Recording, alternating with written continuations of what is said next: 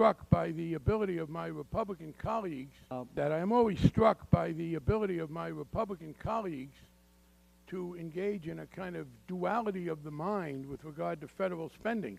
I listened to the chairman talk about the need to rein in spending, and note that we are going to be given a bill today to vote on that will increase military spending beyond what the president has asked for. There is this curious notion that somehow military spending is very different from all other government spending. People who tell us how government spending never creates a job become the most militant Keynesians when it comes to military spending, even though a very large percentage of it is spent overseas. We will be asked today to continue a subsidy to NATO so that the wealthy nations of Western Europe can continue to spend very little on their military, so that they in turn can have lower retirement ages than we have here in America, and we will then be telling Americans that we have to cut back on their Social Security and their Medicare. Note when my Republican friends say entitlement, they mean Social Security and Medicare. And I am proud of those, and while we can make them more efficient, I am not prepared to maintain more and more military spending at the expense of them. Next, I want to comment on what Mr. Bernanke has told us, and I want to begin by noting that when people look for bipartisanship, it is striking the degree of partisan criticism I've heard from Republicans and Mr. Bernanke, who is single-handedly the most bipartisan institution in Washington. He was 3 times appointed to important economic positions by George Bush. First to the Federal Reserve Board of Governors in 2002, then to be chairman of the Council of Economic Advisors in 2005, then to chair the Federal Reserve. It does appear that when Mr. Bush had an important economic appointment to make, he said, get me the usual suspect, which was Mr. Bernanke. And I think that's very important because he is genuinely bipartisan, and therefore I look at his analysis of the economy, and it has very little to do with the very partisan caricature we hear. I read the economic report, the monetary policy report. There is a basic statement that our economy has been recovering from the terrible crisis brought about by the complete absence of regulation and consequent unchecked irresponsibility by some financial institutions, obviously not all.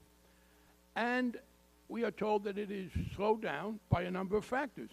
The most important, according to the way it's presented here, is what's going on in Europe.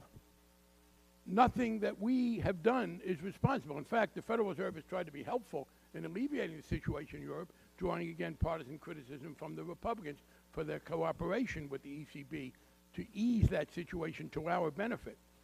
We are told that there is a problem because there is uncertainty about the tax and spending policies, but those are wholly bipartisan. By the way, I voted against the bill that included the sequester. I think we can substantially cut military spending, but sequestering is a stupid way to do it. A better way to do it would be to tell Western Europe they're on their own, to stop figuring that we've got to win a thermonuclear war with the now non-existent Soviet Union.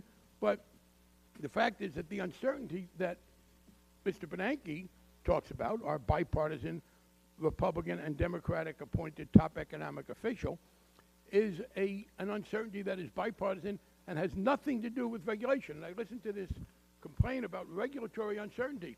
Apparently, maybe there's a part of the monetary policy report I haven't read. I don't see a word in here that says that financial reform or other forms of regulation are part of the problem. It does talk about some other things that are part of the problem. For example, the cutback in hiring and construction by state and local governments.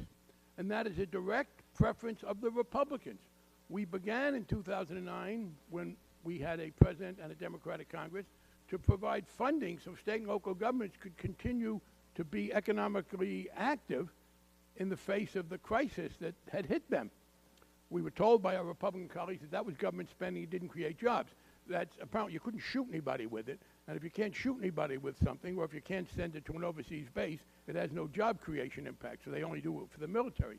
But in fact, if state and local governments had not been forced to cut back, unemployment would now be below 8%, even if they'd been able to hold even. We have lost about 15% of the jobs created in the private sector by cutbacks in the public sector. So again, as I read this, there are discussions of what is causing a recovery slower than we want it to be. None of them have to do with what my Republican colleagues have said. And again, this comes from Mr. Bernanke, who was, as I said, 3 times appointed to important economic positions by George Bush, a man with whom I sometimes disagree, but whose integrity and intellectual honesty ought to be unquestioned. Unfortunately, in this hyper-partisan atmosphere, to quote the chairman, it sometimes isn't. I thank the ranking member.